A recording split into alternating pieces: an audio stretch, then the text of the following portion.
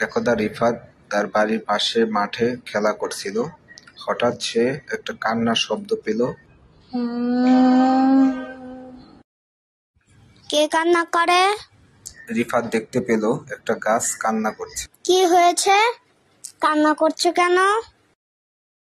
আমার ডালগুলা সব ভেঙে দিয়েছে। তুমি কান্না করো না, আমি তোমাকে সেবা করে সুস্থ করে দেব। এরপর থেকে রিফাত প্রতিদিন গাছে পানি দেয় এবং গাছের আগাছা পরিষ্কার করে।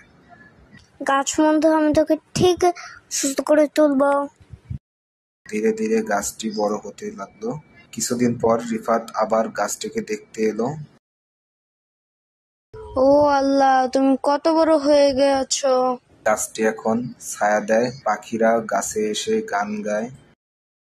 তুমি আমার অনেক ভালো বন্ধু। বন্ধু তারাই যারা বিপদে পাশে থাকে। রিফাত গাছের ছায়ায় বসে গাছের সাথে গল্প করে। এভাবেই রিফাতের সাথে গাছের একটা ভালো সখ্যতা তৈরি হয়।